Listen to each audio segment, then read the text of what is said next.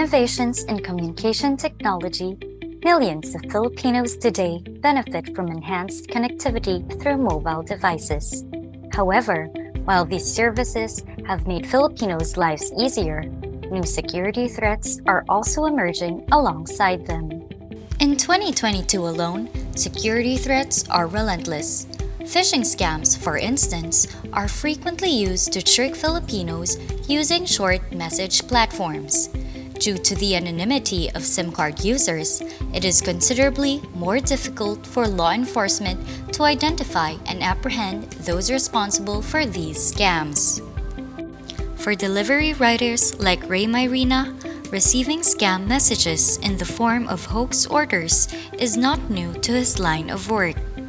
May mga times lang na parang nakakatulog yung customer o kaya nagdodoble yung order nila na hindi nila sadya. Kaya hindi na nila kinukuha. Pero meron din talagang legit na nangloloko na magbubook tapos i-address sa ibang lugar. Hindi naman sila din nakatira. Parang talagang niloloko lang nila yung mga rider. According to Alwell Muslid from the Philippine Cybersecurity Union of IT and Computer Science Professionals, scams are made in many forms. Curious lang po, paano po ba nagwo-work po yung scam text po kasi 'di ba po parang paano po nakukuha yung numbers po gano'n? Maraming paraan, marami.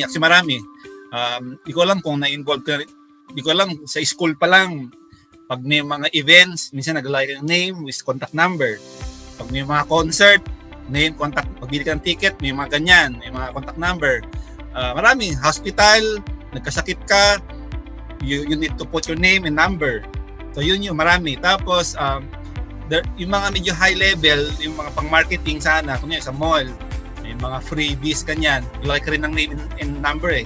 The problem, assuming hindi malicious yung pagkuha ng number sa'yo, pero kung napapabayaan nila yung storage naman, pwede ma-hack yung database nila, yung office, yung computer sa office nung kumuha ng number, yung mga marketing people na yun, na-hack kunyari, wala na, makikita na yung numbers nyo. Number natin actually. So, yung mga cyber criminals kasi, they collect all of these numbers. Yung numbers na to, binibenta rin, nabibili din to sa dark web. Ewan kung familiar ka doon. Dark web is another part ng internet. Just imagine na lang parang Google siya. Pwede mong puntahan yun, pero with special tools. Na hindi siya napupuntahan ng mga regular internet users. So maraming nagbebenta ron ng mga numbers. So usually ang common talaga, yung mga numbers na kukuha kapag may na-hack ng mga database sa iba't ibang pwede sa government, pwede sa private sector na yun nga. Recently, these scam text messages have been containing personal information of SIM card users, probing the National Privacy Commission's or NPC to start investigations. As mobile-based cybercrimes continue to rise, doubling down on cybersecurity has become an effort for both private companies and individuals. Sharing the same concern, the Philippine legislation crafted a bill known as the SIM Card Registration Bill. Beginning on December 27, the Republic Act No. 11934, also known as the SIM Card Registration, will require all new and existing subscribers of Globe, Smart, and Ditto Telecommunity to register their personal information to the telecommunications provider. Before the law was ratified by President Ferdinand Bongbong Marcos Jr.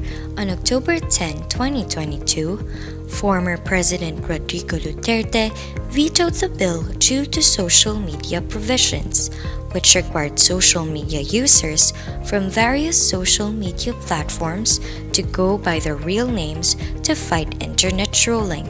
However, Duterte argued that it would suppress data privacy and freedom of speech and needs thorough study. In a nutshell, the SIM Card Registration Act seeks to hold SIM card users accountable for their actions and to support law enforcement in locating those responsible for crimes committed using mobile devices. Following the law's passing, users must register their new SIM cards with the relevant public telecommunications entity or PTE to activate them. Meanwhile, all existing SIM subscribers must register with PTEs within 180 days of the law's implementation. According to legal researcher attorney Karen Umangay, the telecommunication companies have the freedom and responsibility of registering their SIM card subscribers. We required that the system or the platform that will be used, the interface of Smart, Globe, and Dito, be user-friendly. So, as to how, kung ano yung procedure, sila yun. Kasi sila yung paano nila i-implement. But with the help of the concerned government agencies, kung for example yung mga remote areas, paano ba nila marireach, diba? And hindi naman lahat techie, so yun yung mga kailangan nilang i-address. So in the IRR, we recommended that the interface be user-friendly as long as the data to be collected is limited to those enumerated by law. So kapag, for example, kayo and tingin nyo sobra yung data na kinolect nyo, you have the right to question that. Okay, kasi the law is limited to name, date of birth, address, yan. If the SIM is not registered within the allotted time, it will be automatically deactivated, and telecommunication companies can only restore it when the appropriate registration is done. In order to prove their identity, users must also show legitimate government-issued identification cards or other documents with a photograph. Minors may also register a SIM card for use, but only with the permission of a parent or legal guardian. The law details penalties for violations ranging from 100,000 pesos to 1 million pesos. Here are some of the offenses under the SIM Card Registration Act. Failure to register a SIM card. Violation of confidentiality. Registering a SIM card under false identities or with forged identification documents. Impersonating a registered SIM card owner. Reselling a stolen SIM card. Selling or transferring a registered SIM card without first registering it. Ang may penalty is yung PTE, which is the telcos. If they fail to register a SIM card, sila yung mapapunish under the law. But for end users like us, if we fail to register within the period, madi-deactivate po yung SIM card natin. Mandatory SIM registration adds a layer of security that is advantageous to all Filipinos. With this regulation in place, criminals may no longer benefit from the anonymity offered by prepaid SIM cards.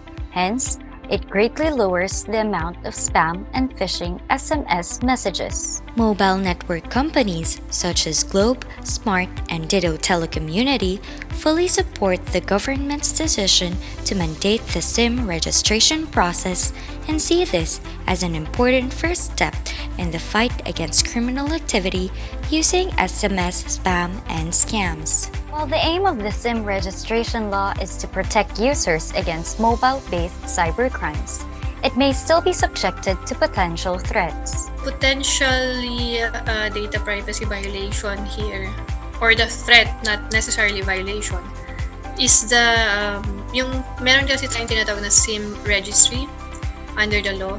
Doon nilalagay yung mga data ng mga end users.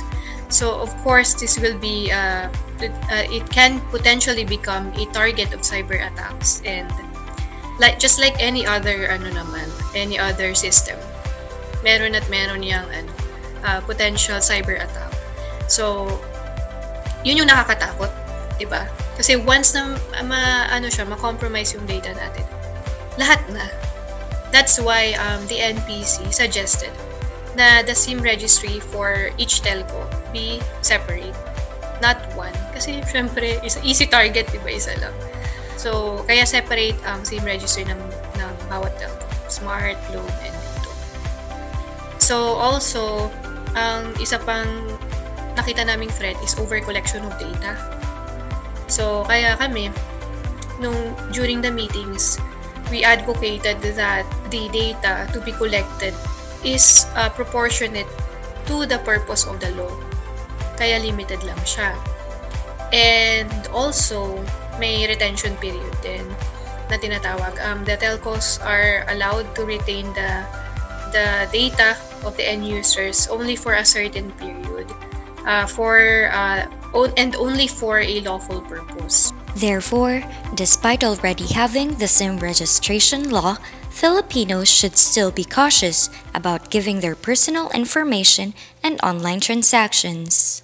Sabi nga nila, if it's good to be true, huwag napansinin. Kumbaga, kunyari ikaw, may nag-text sa'yo, no? You won kunyari 50,000 pesos sa isang raffle. So, alam mo yun na hindi ka naman nag-join ng raffle, kahit saan. So, alam mo na yun, dapat, ano na yun, kahit pansinin, hindi mo papansinin yun eh. Unfortunately, there are user, syempre, 50,000 din yun. Magka-text back pa sila dun sa nag-text sa kanila. So, nalaman tuloy ng nag-text na yun na, uy, buhay itong number na to. Kumbaga, gamit pa rin. So, they can orchestrate another scam later on. Ang sinasabi ko lang, never entertain mga good to be true mga messages.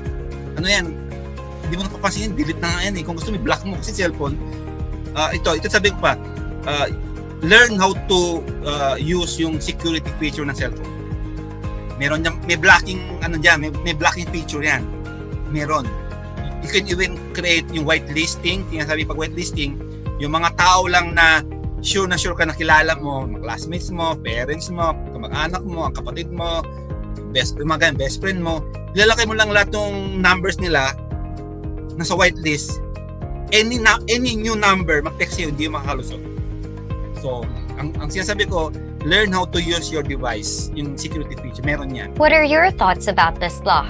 This has been Marcella C. for LiJUANag, illuminating Filipinos one explainer at a time.